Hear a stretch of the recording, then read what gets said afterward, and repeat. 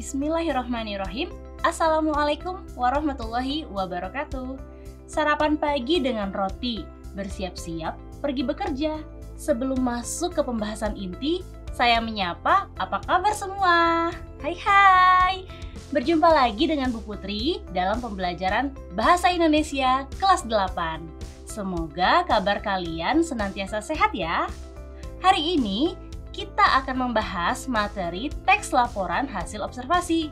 Namanya teks berarti sasaran akhirnya kalian dapat menulis teks dengan baik dan benar. Bagaimana teks yang baik? Ternyata yang sesuai struktur dan tanda bacanya. Untuk itu, pada kesempatan ini akan diselipkan materi tentang tanda baca. Wah, apa ya maksudnya? Jangan lupa sediakan catatan ya. Mari kita mulai.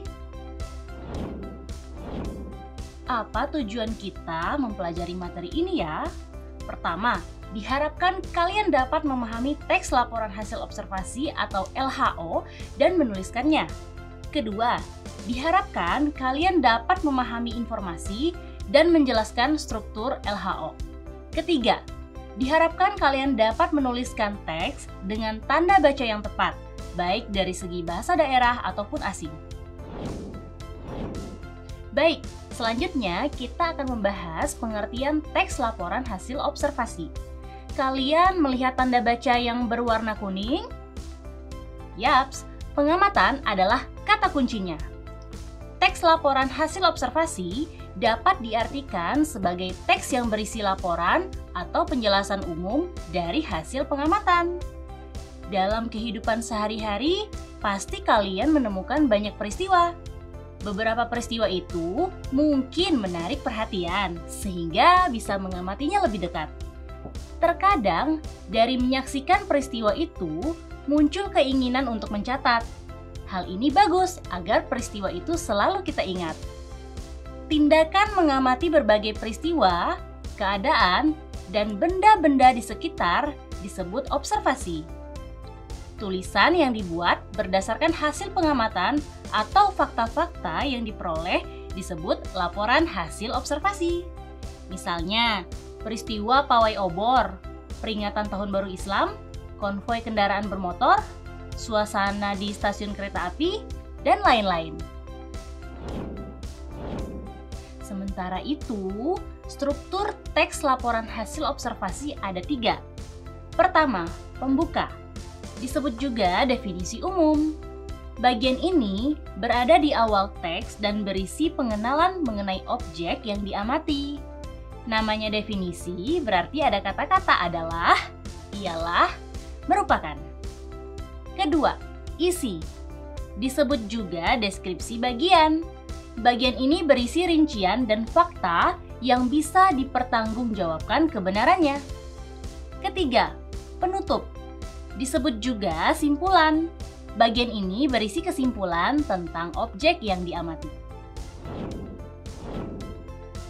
Teks laporan hasil observasi menampilkan data pengamatan dalam paragraf berjenis deskripsi dan eksposisi. Masih ingat kata kunci dari teks deskripsi? Ya, menggambarkan.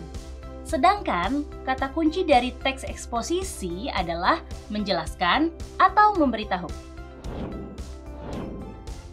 Agar lebih jelasnya, perhatikan gambar tersebut ya.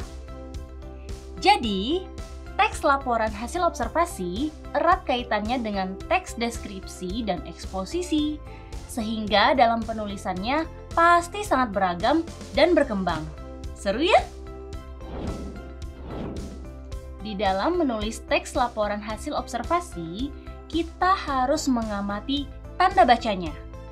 Bagaimana penempatan tanda baca yang tepat ya? Agar lebih jelas, kalian perhatikan gambar tersebut ya. A. Tanda titik.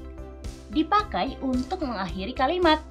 Contoh, saya berdiri di belakang guru, titik. B. Tanda koma. Dipakai untuk pemerincian 3 unsur atau lebih yang digunakan dalam satu kalimat. Contoh, dia membeli sapu, pel, dan tempat sampah.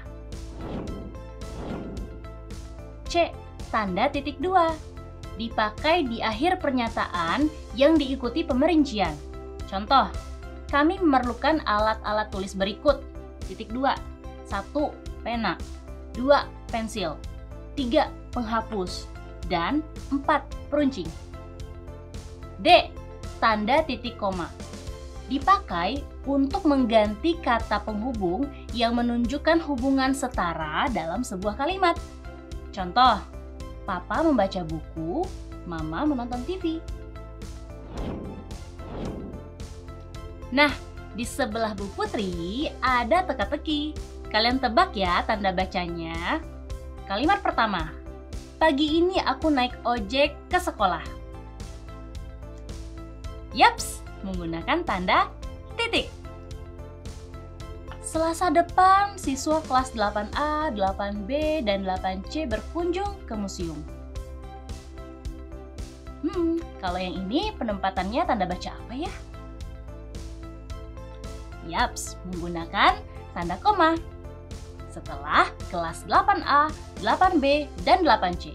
Selanjutnya, aku naik bis nomor 8.